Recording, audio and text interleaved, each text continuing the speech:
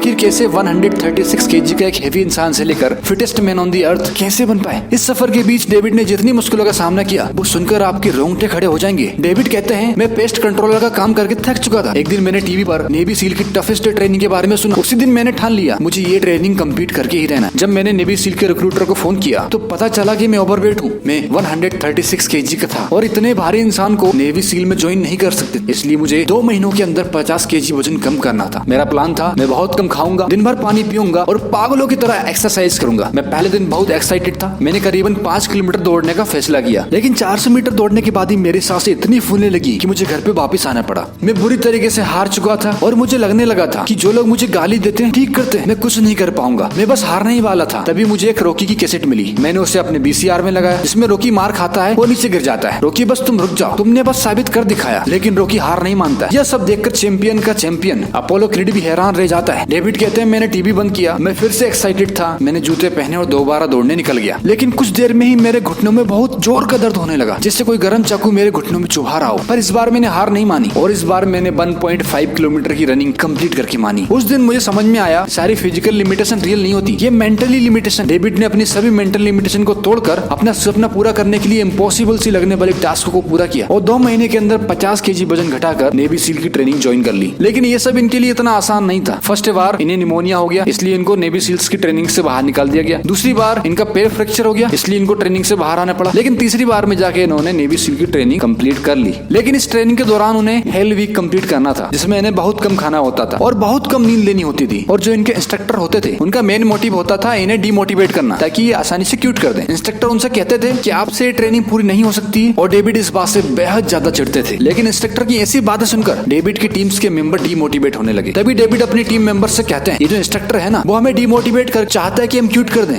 देखो, हम यहाँ इतनी मुश्किल से आए और वो कॉफी पीकर मजे ले रहे हैं, लेकिन हम भी इनको दिखाएंगे कि ये जो दर्द है ना, इससे हमें कोई फर्क नहीं पड़ता। और इतना सुनते ही उनकी टीम जोश से भर जाती है और जिस बोर्ड को वो मुश्किल से उठा पा रहे थे अब हवा में उछालने लगते हैं। और ये सब देखकर उनके इंस्ट्रक्टर बहुत ही हैरान थे। और फाइनली डेविड की टीम हेल वीक को कंप्लीट कर लेती है। और ये सब पॉसिबल हो पाया डेविड के कैलोस्ड माइंड की वजह से, यानी उनके कठोर दिमाग की वजह से। जिस तरीके से जब हम बहुत वर्कआउट करते हैं तो हमारी हाथों की सॉफ्ट स्किन हार्ड हो जाती है, ठीक उसी तरह जब हम लिमिट पार करके काम करते हैं तो हमारा माइंड मेंटली टफ हो जाता है। और इसी मेंटली टफनेस की वजह से मुश्किल और इम्पॉसिबल काम करने में हमें मजा आने लगता है। नेवी सील की ट्रेनिंग पूरी करने के बाद डेविड वेट वाटर रेस में हिस्सा लेते हैं। ये दुनिया की टफेस्ट रेस में से एक है, क्योंकि इसकी स्टार्टिंग में आपको 100 मील दौड़ना होता है। और इससे पहले डेविड 24 घंटे में 100 मील नहीं दौड़े थे। और इस रेस में वो सबसे भारी भरकम इंसान थे, क्योंकि इस रेस में बहुत ही दुबले पतले इंसान हिस्सा लेते हैं। और जैसे ही डेविड 70 मील की रनिंग पूरी करते हैं उनके पेशाब में से खून आने लगता है। वो बुरी तरीके से परेशान हो चुके थे, लेकिन उनकी बॉडी को दर्द और डिस्कम्फर्ट की आदत हो चुकी थी। वो अपने आप को उठाते हैं, अपनी लिमिट को पुश करते हैं और फाइनली उस रेस को कंप्लीट करते हैं। आपको लग रहा होगा ये बात तो कहने में आसान है लेकिन करने में मुश्किल होती है, तो मैं आपको एक एक्सपेरिमेंट करके बताऊंगा। अपने हाथ को आगे बढ़ाइए, अपनी मुट्ठी को ताकत से बंद करिए, अब थोड़ी और ताकत लगाइए। क्या हुआ? स्टार्टिंग में तो आपने पूरी ताकत लगा के मुट्ठी को बंद किया था, फिर मेरे कहने पे और ज्यादा ताकत कैसे आ गई? डेविड इसे कार के एग्जांपल से समझाते हैं। डेविड कहते हैं कार में एक गवर्नर नाम का इंस्ट्रूमेंट होता है जो कार की स्पीड को लिमिट करता है, ताकि कार गर्म ना हो और स्मूथली चलती रहे। अगर उस गवर्नर को निकाल दिया जाए तो कार और तेजी से चल सकती है। ठीक ऐसे ही हमारे माइंड के साथ होता है। हमारे माइंड में भी एक गवर्नर होता है, अगर उसे निकाल दें तो हमारा माइंड विदाउट लिमिटेशन काम करेगा और जितना चाहे हम उससे काम निकाल सकते हैं। हम चाहते हैं कि नया इंसान बने जिसको सब पसंद करें, जिसके पास सब कुछ हो, धन दौलत शोहरत पैसा सब कुछ हो, लेकिन हम लिमिट में रहकर काम करना चाहते हैं। और लिमिट में रहकर तो हम वही इंसान रहेंगे जो अभी हम हैं। अगर नया इंसान बनना है तो एक लिमिटेशन को तोड़ के आगे बढ़ना होगा।